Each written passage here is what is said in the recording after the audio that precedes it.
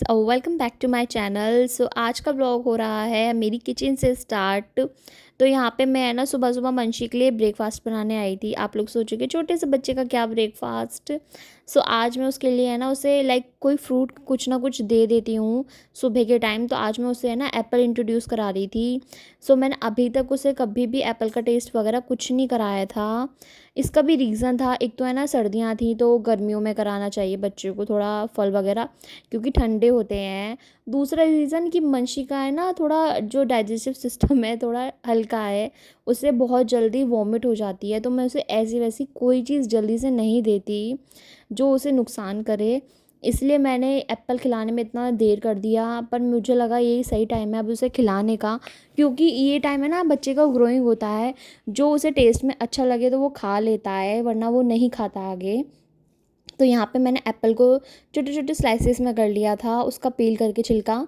उसके बाद यहाँ पे लिया था मैंने ये स्टीमर, ये मैंने अमेज़ोन से मंगाया है। आप लोगों को चाहिए तो मुझे बताना, मैं लिंक शेयर कर दूँगी।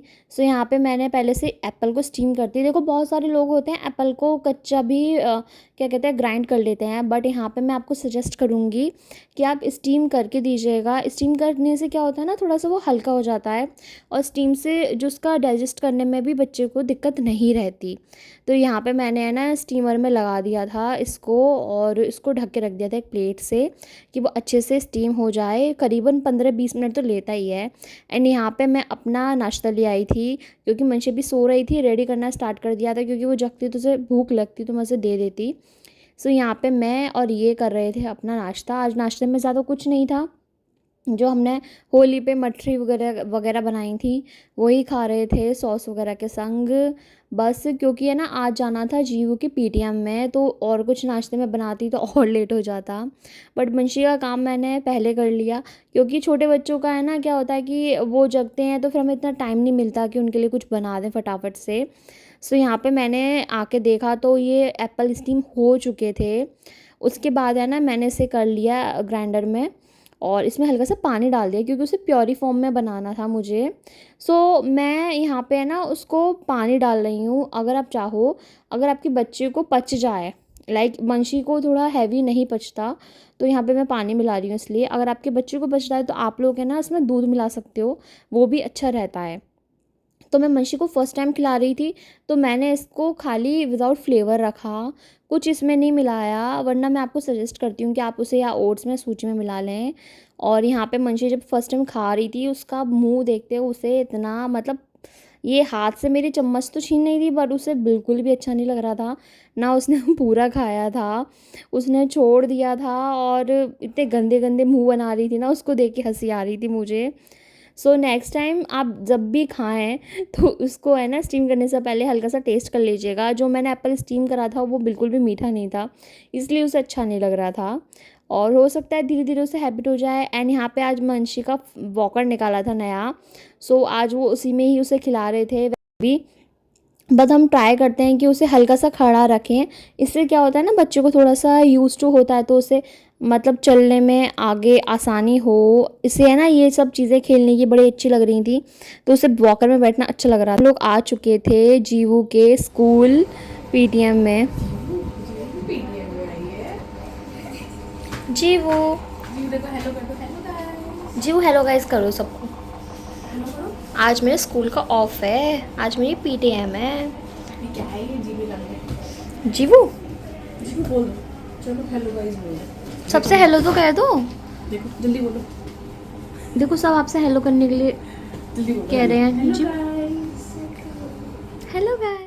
सो गाइस पहले हम मिले थे जीवू के प्रिंसिपल से, तो उनसे पूछा था जीवू का कैसा रिस्पॉन्स है, तो उन्होंने कहा अच्छा है। फिर उसके बाद हम गए थे उसके कैंपस जो ऊपर था, और यहाँ पे मैं फ़र्स्ट टाइम आई थी। हर्षिता तो एक बार जा चुकी थी, मैं यहाँ पे फ़र्स्ट टाइम आई थी।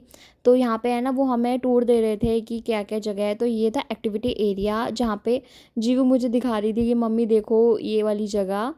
और उसके बाद है ना उसे होली की छुट्टियां हो चुकी थी, तो फिर पीटीएम थी, तो उसे बहुत दिनों बाद है ना आके थोड़ा सा रो रही थी वो, मतलब खुश तो हो रही थी बट हल्का हल्का रो रही थी। ओ वाओ, जू बैठ के दिखाना ये